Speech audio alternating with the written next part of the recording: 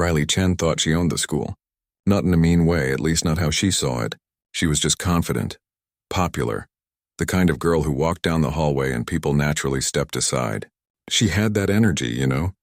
The type that made teachers remember her name after just one class and made other students want to sit at her lunch table. But popularity is a strange thing. It's like a plant that needs constant watering. You can't just be popular and then coast. You have to keep doing things, keep being interesting, keep giving people reasons to pay attention to you. And for Riley, that meant her phone was basically glued to her hand. She filmed everything.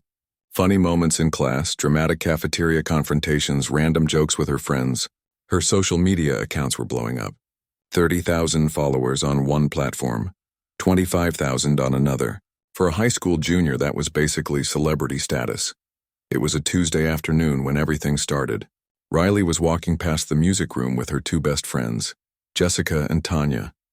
They were talking about some party happening that weekend when Riley noticed the door was open. She glanced inside and saw him. The janitor.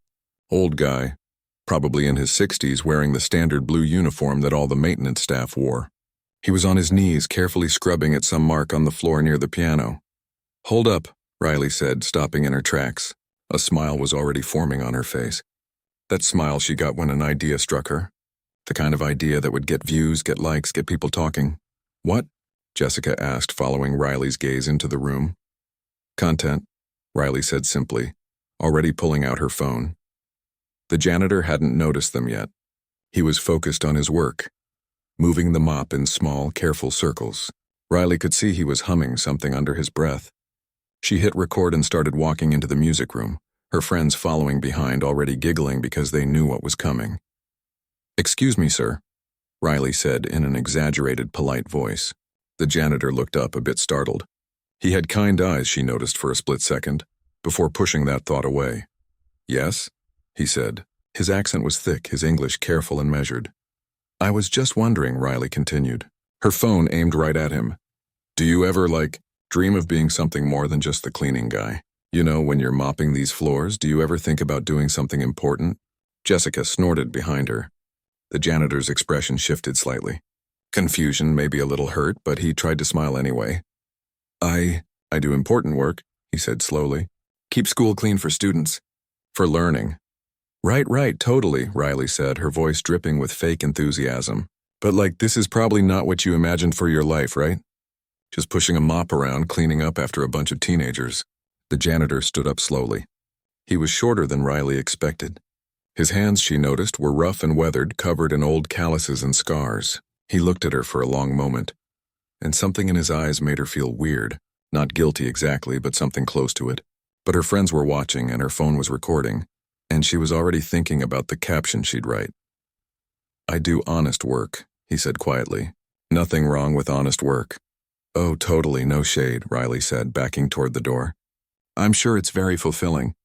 Anyway, thanks for keeping our school spotless." She gave him a thumbs up, and the three girls left, their laughter echoing down the hallway. Riley stopped the recording and immediately started editing it. A few quick cuts, some music overlay, a funny caption. You asked the janitor about his dreams with a bunch of crying, laughing emojis. She posted it within 5 minutes. By the time she got home that afternoon, the video had 3,000 views. By dinner, it was at 10,000. People were commenting, sharing it, stitching it with their own reactions. Her phone wouldn't stop buzzing with notifications. This was exactly the kind of engagement she lived for. "This is blowing up," she told Jessica over text that night. "I know. You're iconic," Jessica replied. Riley went to sleep feeling good, successful, like she'd done exactly what she was supposed to do. But the next morning at school, something felt different. She noticed it immediately in the hallway. People were definitely looking at her, but the vibe was weird. Some were laughing and giving her high fives, sure, but others were whispering and looking away when she made eye contact. She saw a group of sophomore girls watching something on a phone, and when they noticed her approaching, they quickly put it away. "What's going on?" she asked Tanya at her locker. Tanya made a face. "Some people are being dramatic about your video, saying it was mean or whatever." "Mean. It was just a joke," Riley said. But something uncomfortable twisted in her stomach. "I know, right?" "People are so sensitive," Tanya agreed, but even she sounded less certain than usual. Throughout the day, Riley started noticing things she'd never paid attention to before. She saw the janitor, whose name she realized she didn't even know, working in the hallway during lunch. A group of senior boys walked past him making exaggerated bowing motions. "Your Majesty," one of them said mockingly. "Dream big, buddy." They were laughing, and Riley realized with a sinking feeling that they'd definitely seen her video. In her English class, she overheard two students talking behind her. "I can't believe she did that. He's literally the nicest guy, I know. My mom cleans houses, and if someone talked to her like that, I'd lose it." Riley pretended to be focused on her notebook, but her hand had stopped writing. Were they talking about her? When had she become the person people whispered about in a bad way? By the end of the day, her video had 50,000 views. It had spread beyond her school, shared across different platforms. Most of the comments were laughing, calling it savage, saying she was hilarious. But there was another thread of comments, too. People saying she was privileged, cruel, that she should be ashamed. Someone had even started a counter hashtag defending janitors and maintenance workers. Riley told herself she didn't care. Haters were part of being online. You couldn't please everyone. But when she walked past the music room on her way out that afternoon, she glanced inside and saw the janitor again. He was adjusting chairs, lining them up in careful rows. He looked tired, sad maybe, or maybe he always looked like that, and she'd just never noticed before. She walked faster, pushing through the front doors into the afternoon sun. Her phone buzzed again. Another notification. Another 1,000 views. She should have felt proud. This was what success looked like in her world. So why did she feel so hollow inside? That night, lying in bed with her phone finally silent beside her, Riley stared at the ceiling. Tomorrow everything would go back to normal, she told herself. People would forget about the video and move on to the next thing. That's how the internet worked. Nothing lasted forever. She had no idea how wrong she was. And she definitely had no idea that the man she'd humiliated for a few thousand views was about to teach her the most important lesson of her entire life. Riley thought the whole thing would blow over. That's what always happened with viral videos. People watched, laughed, moved on. 3 days max and everyone would be talking about something else. But this time was different. By Wednesday morning, the video had hit 100,000 views. It had jumped platforms. Someone had downloaded it and posted it on another app, then another. Riley's original post kept getting shared and shared again. Her follower count was actually going up, which should have made her happy. But the comment section had turned into a war zone. Half the people were on her side. "It's just a joke, everyone calm down. People are so soft nowadays. If you can't handle humor, stay off the internet." Her friends kept sending her these comments, telling her to ignore the haters. But the other half? They were brutal. "This is disgusting behavior. Imagine treating someone like trash just for doing their job. Your parents must be so proud." That last one stung more than Riley wanted to admit. What really got to her, though, was when someone found out what school she went to. Then they found her other social media accounts. Suddenly, people were going through her old posts, her photos, everything. She was being dissected by thousands of strangers who'd decided she was a terrible person based on one 30-second video. "Maybe you should just make an apology video," Jessica suggested during lunch. They were sitting at their usual table, but Riley noticed it was just the three of them today. Usually at least 5 or 6 other people joined them.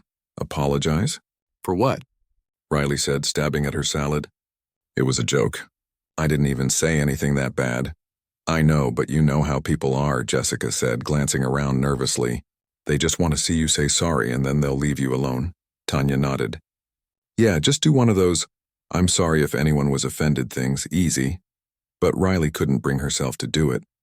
That felt like admitting she'd done something wrong. And yeah, maybe the video wasn't her finest moment, but it wasn't like she'd hurt anyone. The janitor probably didn't even have social media. He probably hadn't even seen it. That's what she kept telling herself anyway. Then came Thursday. Riley was at her locker between 3rd and 4th period when Mrs. Patterson appeared beside her. Mrs. Patterson taught AP Literature and was one of those teachers everyone actually liked. She was tough but fair, and she had a way of making even boring books seem interesting. "Riley, can I speak with you for a moment?" Mrs. Patterson's voice was calm, but there was something in her tone that made Riley's stomach drop. Sure, Riley said, closing her locker. Mrs. Patterson led her to an empty classroom and shut the door.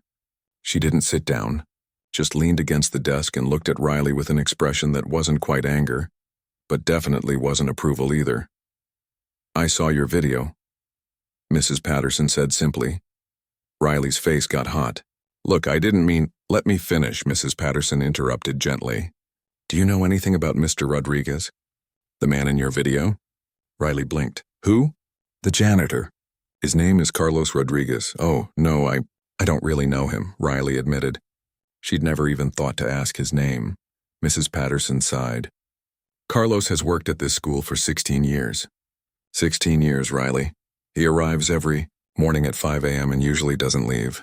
Until 6 p.m. he works through his lunch breaks because he says he wants to make sure the cafeteria is clean for the afternoon shift of students. During winter he comes in on snow days on his own time to make sure the walkways are safe. Riley shifted uncomfortably. She didn't want to hear this. Didn't want the janitor to become a real person with a real name and a real life. When my daughter had cancer 3 years ago, Mrs. Patterson continued, her voice softer now, I had to miss a lot of work for her treatments. Carlos noticed. He never said anything directly, but I'd come back to school and find little notes on my desk. Praying for your family. Stay strong. Just small things, but they meant everything. When my daughter recovered, he was one of the first people to congratulate me. Riley felt something tight forming in her chest. I didn't know, she whispered. Of course you didn't ask. You saw a man doing a humble job and decided that made him less than you.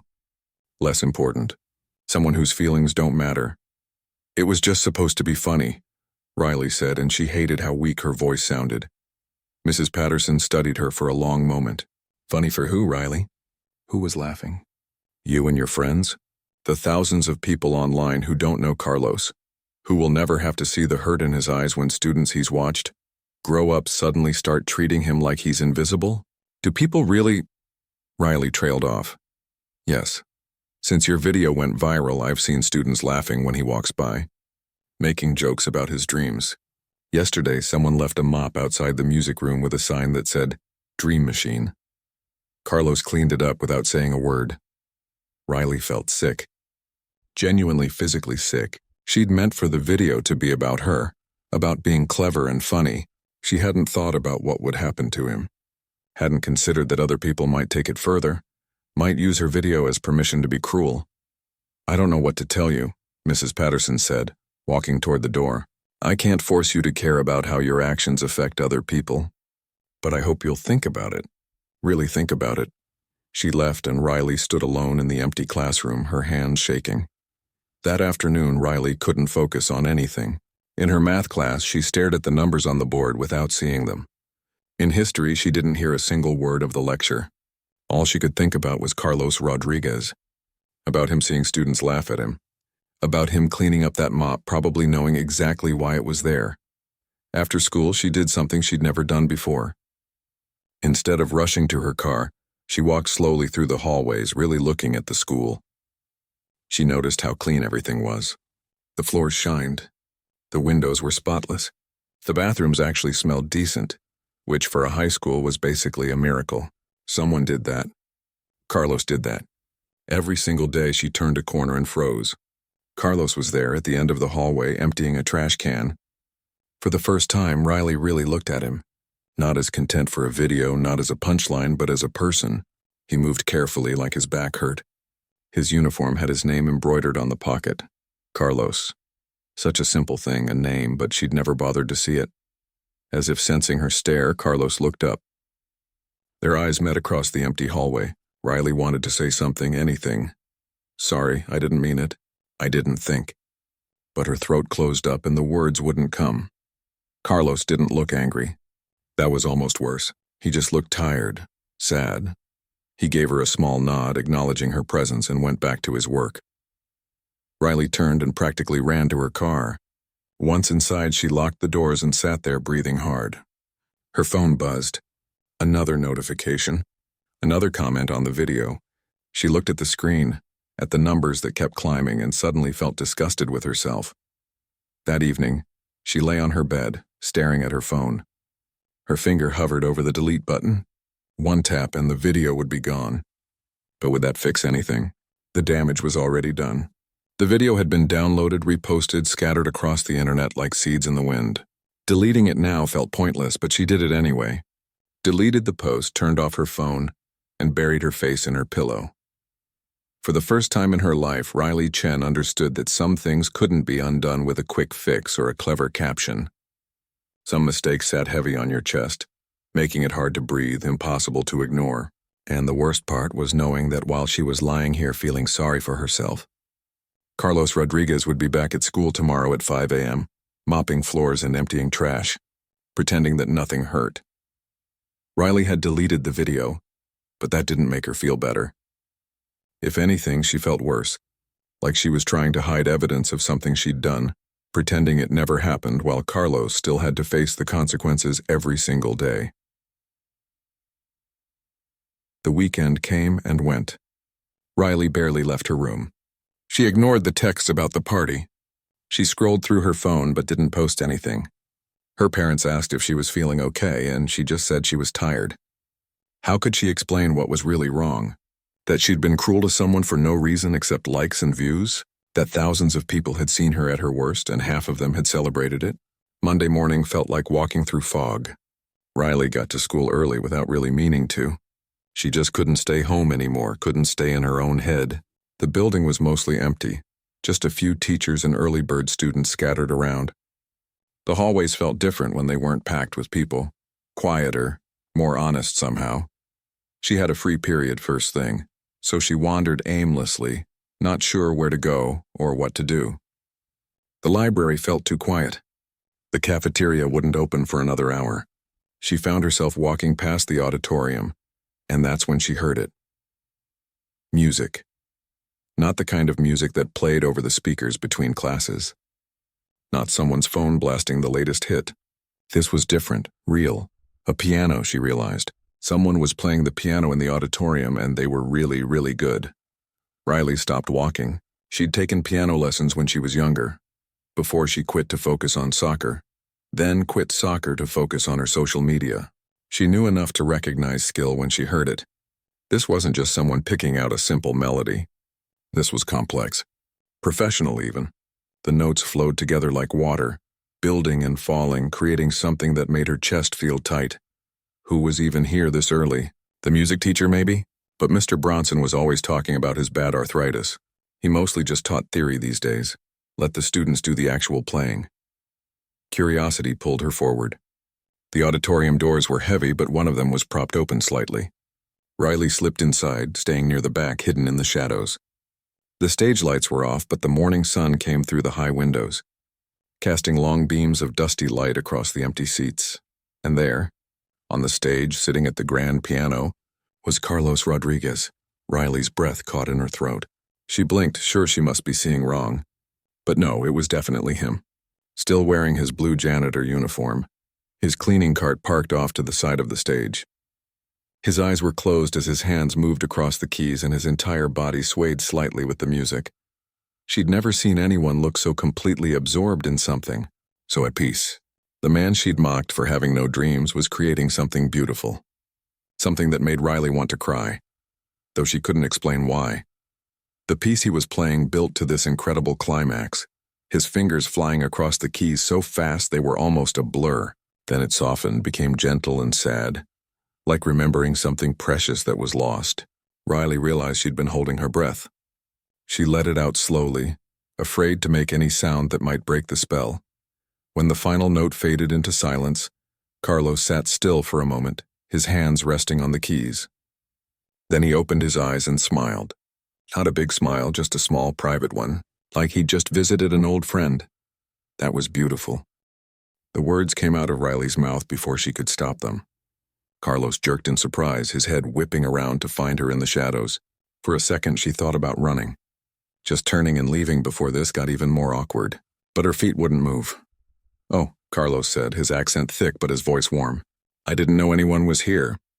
I'm sorry if I disturb." "No, you didn't disturb anything," Riley said, taking a few steps closer into the light. I heard the music and—" She trailed off. What was she supposed to say?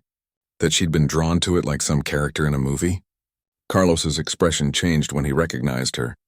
Not angry exactly, but guarded, like he was bracing himself.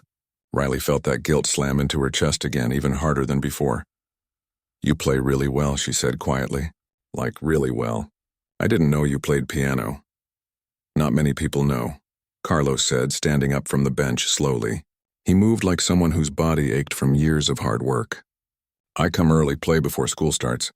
The music teacher, he lets me, as long as I am careful with the instrument." "Where did you learn?" Riley asked. She moved closer to the stage, drawn by genuine curiosity now. "I mean, if you don't mind me asking." Carlos studied her for a long moment. She could see him deciding whether to answer, whether to trust her with anything real. Finally, he sat back down on the bench but didn't start playing again. "In Mexico," he said. "Long time ago. I studied at conservatory." "You know what this is?" Riley shook her head. "Like special school, but for music. Very competitive. Very serious. I studied there for 6 years. After, I played in concerts, symphony orchestras, solo performances, in Mexico City and Guadalajara, even once in Monterrey for government event." His eyes got distant, remembering. "I was going to be famous pianist. That was my dream." Riley felt something crack open inside her chest. "What happened?" she whispered. Carlos smiled, but it was sad. "Life happened. I got married. Had children. The money from concerts, it was not steady. Not enough. My wife, she got sick. Needed medicine doctors, so I took other jobs. Teaching private lessons. Playing in restaurants. Whatever paid." He paused, his fingers absently touching the piano keys without pressing them down. "Then we decided to come here. To United States. For better opportunities for our children. Better schools, better future. But here, my degree means nothing. My certificates, my recordings, my reviews from critics. None of it transfers. And my English, it is not good enough to teach. I try, but nobody wants piano teacher who cannot explain properly." "So you became a janitor," Riley said softly. "So I became janitor," Carlos agreed. "And it is honest work. I am not ashamed. I provide for my family. My daughter, she is in university now, studying to be doctor. My son, he is engineer. They have the opportunities I wanted for them." He looked at Riley directly now. "But yes, I miss the music. Miss the concerts. Miss feeling like I was someone important." The words from her video echoed in Riley's head. "Do you ever dream of being something more than just the cleaning guy?" She'd said that to a man who had been something more, who had given up his dreams so his kids could have theirs. She'd mocked someone for being selfless and she hadn't even known it. "I'm sorry," Riley said, and her voice cracked. "I'm so sorry. That video I made, it was cruel and stupid, and I didn't think about you at all, really. I just wanted views and attention, and I didn't care who I hurt to get it." Carlos was quiet for a moment. "You deleted it," he said. "It wasn't a question." "Yeah, but that doesn't fix anything. People still saw it. People are still being mean to you because of what I started." "This is true," Carlos said. "But you know what else is true? You are here now, listening, trying to understand. Many people, they never do this. They never see past their first judgment." Riley wiped at her eyes. She hadn't realized she was crying. "I feel terrible." "Good," Carlos said, but his voice was gentle. "Feeling terrible means you have conscience. Means you can grow, learn, be better." He gestured at the piano bench. "You want to sit?" Riley climbed onto the stage and sat down next to him. Up close, she could see his hands better. They were scarred and calloused from years of cleaning work, but his fingers were long and elegant. "Pianist's hands, can I ask you something?" Riley said. "Yes." "Why aren't you more angry with me? I was horrible to you. You should hate me." Carlos thought about this. "Hate is a heavy thing to carry," he said finally. "I already carry mops, buckets, trash bags all day. Why would I want to carry hate too?"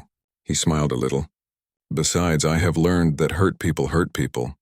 You made that video, but I think maybe you were trying to fill something empty inside you." "Yes?" Riley nodded, not trusting herself to speak. "The question is," Carlos continued, "what will you do now? Will you keep trying to fill emptiness with attention from strangers? Or will you find something real?" They sat in silence for a moment, the morning sun growing brighter through the windows. Outside, Riley could hear more students arriving. Car doors slamming, voices carrying through the parking lot. The school day was about to begin, but something had shifted. Some small, crucial thing had changed in the quiet of the auditorium. in the space between Riley's apology and Carlos's forgiveness. She didn't know what she was going to do yet, didn't know how to fix what she'd broken. But sitting there next to a man who had every reason to hate her and chose kindness instead, Riley felt something she hadn't felt in a long time. She felt like maybe, just maybe, she could become someone better. Riley couldn't stop thinking about that morning in the auditorium, about Carlos's hands on the piano keys, about the music that had poured out of him like it had been waiting years to escape, about how he'd forgiven her when he had every right not to. But forgiveness didn't erase what she'd done. The video might be deleted from her account, but it was still out there. She'd see it pop up sometimes, reposted on other pages, still getting comments and shares. And at school, students were still treating Carlos differently. Maybe not as bad as before, but she'd see it. The way some people would smirk when he walked by. The way they'd lower their voices and exchange looks. She'd started this. And somehow she had to find a way to end it. The idea came to her during lunch on Wednesday. She was sitting with Jessica and Tanya, but barely listening to their conversation about some drama with someone's ex-boyfriend. Her mind was somewhere else entirely. "I need to do something," Riley said suddenly, interrupting whatever Tanya had been saying. Both girls looked at her. "About what?" Jessica asked. "About Carlos. About what I did." "Deleting the video wasn't enough," Tanya made a face. "Riley, you already apologized to him, right? Just let it go. People will forget about it eventually." "But that's not good enough," Riley insisted. "He told me about his life, about how he used to be this amazing pianist and he gave it all up for his family, and I made him look like a joke to thousands of people. I have to fix it." "How are you going to fix it?" Jessica asked, looking genuinely curious now. Riley took a breath. "I'm going to tell his real story. Show people who he actually is." The plan started forming in her mind even as she spoke. She could make a new video, a real one, showing Carlos playing piano, telling his story properly.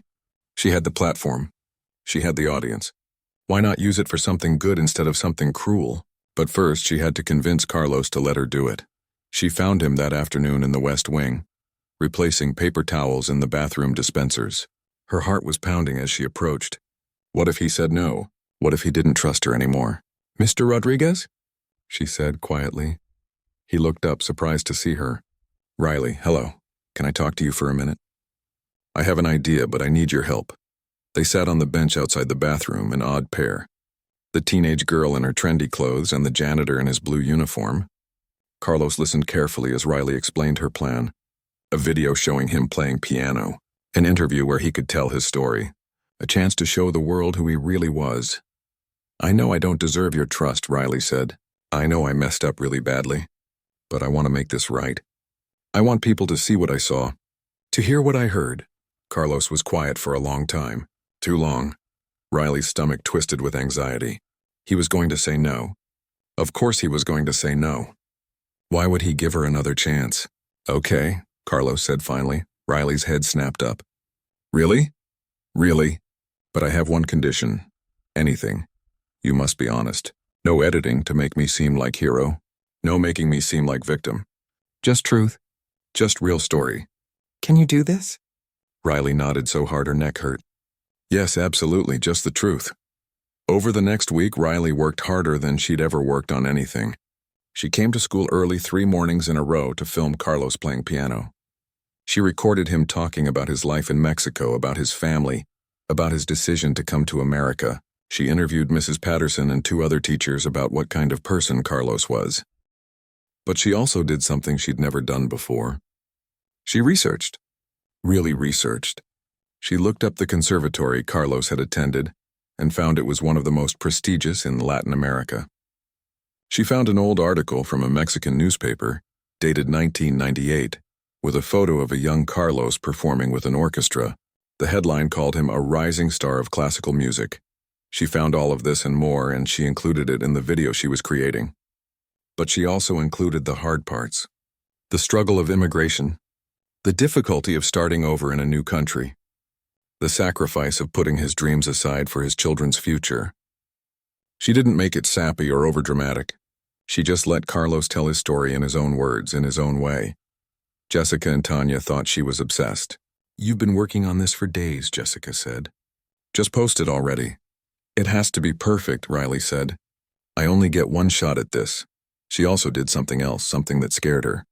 She put herself in the video, not as the star but as someone taking accountability. She recorded a segment where she looked directly at the camera and said, "A few weeks ago I posted a video making fun of this man. I didn't know his name. I didn't know his story. I didn't care. I just wanted views and attention. I was wrong. Really, really wrong. And I'm sorry." It felt vulnerable and uncomfortable admitting her mistake like that. But Carlos had trusted her with his story. The least she could do was be honest about her part in it. On Friday evening, Riley sat on her bed with her laptop, the final video ready to upload. It was 12 minutes long, way longer than her usual content. But there was no way to tell Carlos's story properly in less time. Her finger hovered over the post button. What if people hated it? What if they said she was just doing this for attention? What if it backfired and made things worse? But then she thought about Carlos, playing piano in an empty auditorium at 5 in the morning, creating beauty that no one else would hear, content with his quiet life even though he'd given up so much. She pressed post, then she closed her laptop, turned off her phone, and tried not to think about it. She'd done what she could.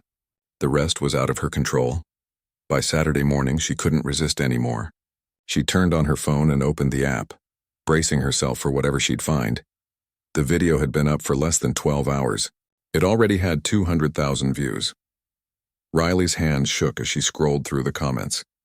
Her eyes filled with tears as she read them. This is the kind of content we need more of. I'm crying. This man is a hero. Thank you for sharing his story. Thank you for owning your mistake. This is what real accountability looks like.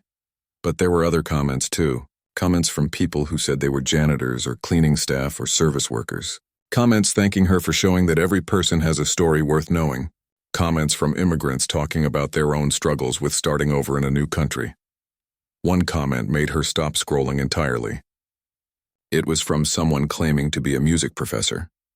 I looked up Carlos Rodriguez. He was extraordinary. The fact that he's not performing professionally is a loss to the music world, but the fact that he still plays, still creates, still finds joy in music even without an audience, that's the mark of a true artist. Riley screenshot that comment and sent it to Carlos along with a message. People are seeing you. Really seeing you. Thank you for trusting me. His reply came an hour later. Just 3 words and an emoji. Thank you, Riley. On Monday, Riley walked into school and immediately felt the difference. People were looking at her, but not with judgment. With something else. Respect, maybe. Or at least acknowledgement that she'd tried to make things right. In the hallway, she saw a group of freshman girls watching something on a phone. As she got closer, she realized it was her video. They were watching the part where Carlos played piano. He's so talented, one of them said. I know. I can't believe he works here and nobody knew. Riley smiled and kept walking. In the main corridor, she saw Carlos emptying a trash can near the office. But this time, when students passed him, some of them nodded hello. One senior boy actually stopped and said, "Mr. Rodriguez, that video about you was amazing. You're really talented, sir." Carlos looked surprised, then pleased. "Thank you. Very kind." Riley caught his eye from down the hall. He gave her a small smile and a nod. Not a big dramatic moment. Just a quiet acknowledgement between two people who understood each other a little better now. That afternoon, Riley was called to the principal's office. Her stomach dropped. Was she in trouble? Had someone complained about the video? But Principal Hendricks was smiling when she walked in. "Riley, I saw your video. The one about Carlos." "Oh, yes. It was remarkable. Really thoughtful and well done. I wanted to tell you that we're going to do something special. We're organizing an assembly. A concert, actually. We'd like Carlos to perform for the school, and we'd like you to help plan it if you're willing." Riley felt her heart swell. "Really?" "Yes, absolutely yes." Principal Hendricks nodded. "You made a mistake, Riley, but you owned it and you tried to fix it. That takes character. Not many people your age would do that." Walking out of the office, Riley felt something she hadn't felt in weeks. Not pride exactly, but something close to it. Something that felt like she was finally moving in the right direction, finally becoming someone she actually wanted to be. She still had her platform, still had her followers, but now she understood something she hadn't before. Attention wasn't the same as respect. Views weren't the same as value. And sometimes the most important stories were the ones about quiet. Ordinary people doing extraordinary things that nobody noticed until someone took the time to look. The next 2 weeks were a blur of planning and preparation. Riley had never organized anything like this before. She'd thrown parties, sure, but this was different. This mattered in a way that went beyond just having fun or looking cool on social media. Principal Hendricks put together a small committee to help plan the assembly concert. Riley, Mrs. Patterson, the music teacher, Mr. Bronson, and 2 student council members. They met during lunch periods, sketching out ideas, making lists, figuring out logistics. "We should do it in the auditorium," Mr. Bronson said. "The acoustics are good and it seats about 500. We can fit most of the school if we do 2 performances. What will Carlos play?" one of the student council members asked. Riley pulled out her phone. I asked him. He said he wants to play a mix. Some classical pieces he used to perform in concerts, and then some more modern stuff that students might recognize. He wants it to be for everyone, not just people who are into classical music. Mrs. Patterson smiled. That sounds like Carlos, always thinking about others. They set the date for 3 weeks out. That would give them time to promote it properly, to make sure everyone knew this wasn't just some boring assembly. This was something special. Riley threw herself into promoting the event. She made posters and hung them all over school. She created short teaser videos for social media, little clips of Carlos playing with captions like, "You've seen his story, now here is music." She even convinced the school newspaper to do a full feature article about Carlos and his background. But the most important thing she did was talk to Carlos himself, make sure he was really ready for this. Because performing in front of an auditorium full of teenagers was very different from playing alone in an empty room at 5 in the morning. She found him one afternoon in the music room, actually practicing on the piano. He looked nervous, his fingers fumbling over passages that she'd seen him play flawlessly before. "You okay?" Riley asked, sitting down on one of the chairs nearby. Carlos sighed. "I have not performed for audience in many, many years. I'm afraid I forget how. Afraid I will mess up, embarrass myself. You won't mess up. I've heard you play. You're amazing. That is different. Playing for myself, playing for you, that is easy. No pressure. But playing for 500 people who will be watching, judging?" He shook his head. "I am old man now. My hands, they are not young anymore. All those years of cleaning, it has made them stiff." Riley moved closer. "Can I tell you what I think?" Carlos nodded. "I think those people aren't coming to judge you.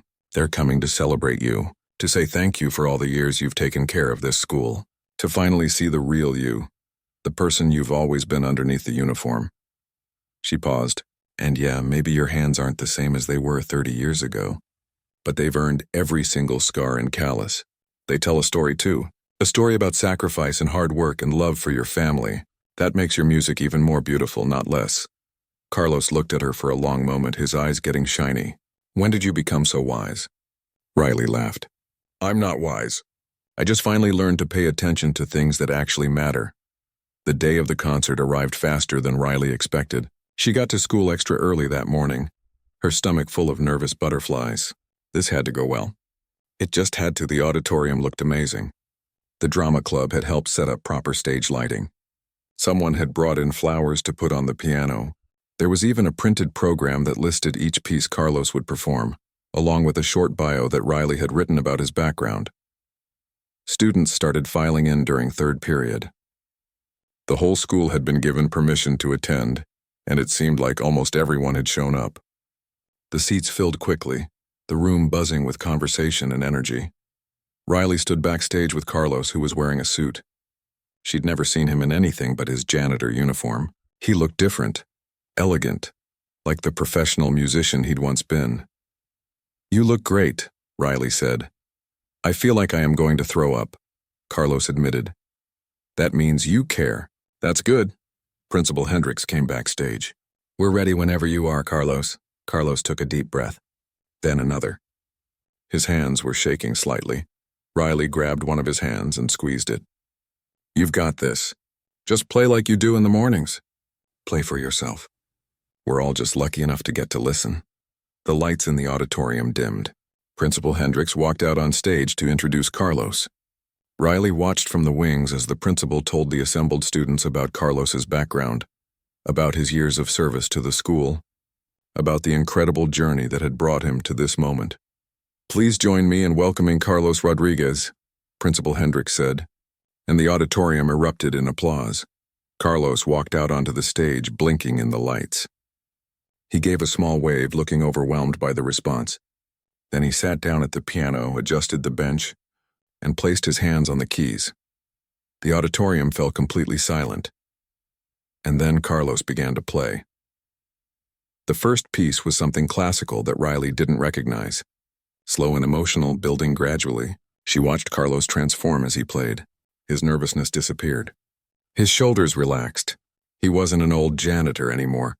He was an artist completely lost in his music. Riley looked out at the audience. Students who normally couldn't sit still for 5 minutes were completely transfixed. Some had their phones out recording, but most were just watching and listening. Really listening. The first piece ended and the applause was thunderous. Carlos smiled, looking more confident now. He played a second piece, then a third. For his fourth selection, he surprised everyone by playing a beautiful piano arrangement of a current pop song that half the students probably had on their playlists. People started crying. Riley saw it happening all around the auditorium. Mrs. Patterson had tears streaming down her face. Even some of the tough senior guys who usually acted too cool for everything were wiping at their eyes. For his final piece, Carlos played something he announced was from a Mexican composer, a piece about home and memory and the things we carry with us no matter how far we travel. It was the most beautiful thing Riley had ever heard. Complex and simple at the same time. Happy and sad. Hopeful and heartbreaking. When the last note faded away, there was a moment of perfect silence. Like everyone needed a second to come back to reality. Then the entire auditorium exploded. Everyone was on their feet, clapping, cheering, whistling. The standing ovation went on for what felt like forever. Carlos stood at the piano, looking stunned, overwhelmed. His eyes were definitely wet now as he took in the response. Speech! Speech! Someone started chanting and others joined in. Carlos stepped forward, waiting for the noise to die down. When he finally spoke, his voice was thick with emotion. Thank you, he said simply. Thank you for listening. Thank you for seeing me. I have worked at this school for 16 years and I have loved every minute. Even cleaning toilets, that got a laugh. Because I am not just janitor. You are not just students. We are all people with stories, with dreams, with value. Today you gave me gift. The gift of being seen for all of who I am. I hope maybe you remember this. Remember to look at everyone this way.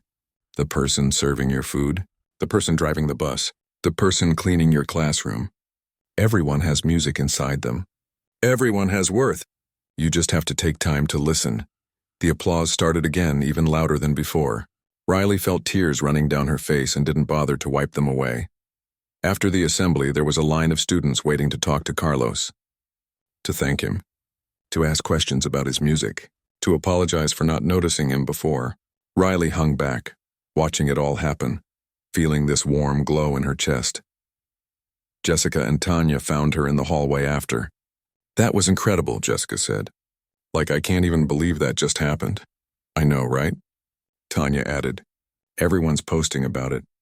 It's trending locally. Riley pulled out her phone and saw they were right. Videos of Carlos's performance were all over social media. But this time the comments were different, respectful, amazed, inspired. One comment caught her eye. This is what humanity looks like. This is what we should be celebrating. Later that afternoon, Riley found Carlos in his usual spot, back in his uniform, emptying trash cans in the East Wing. Some things hadn't changed. He still had a job to do, a school to take care of. That was amazing, Riley said. You were amazing, Carlos smiled. Thank you for pushing me to do it. For seeing something in me I had almost forgotten was there. Thank you for forgiving me, for teaching me that everyone deserves to be seen. They stood there for a moment in comfortable silence. Then Carlos went back to his work, and Riley headed to her next class. But something fundamental had shifted. In Carlos, who stood a little taller now. In Riley, who understood that real influence meant using your voice to lift others up. In the whole school, which had learned that the most extraordinary people are often the ones we pass every day without really seeing. That evening, Riley posted one final video. Not of Carlos, but just her talking to the camera in her room. A few weeks ago, I hurt someone for no good reason. I thought I was just making funny content, but I was really just being cruel. I learned something important, though. Our words matter. Our actions matter. Every person we meet has a story we know nothing about. And maybe if we took the time to learn those stories to really see each other, the world would be a little bit better. She paused, thinking about how to end it. Don't wait until you hurt someone to start caring. Don't wait until someone proves their worth to treat them with respect. Just be kind. Just be curious. Just remember that the person serving your coffee or cleaning your school or bagging your groceries is a whole entire human being with dreams and history and value. You never know what kind of music they might be carrying inside them. She posted it and closed her phone. Outside her window, the sun was setting. Tomorrow would be another day. But Riley knew she'd face it differently than she had before. Not as someone desperate for attention, but as someone trying to pay attention. And that made all the difference.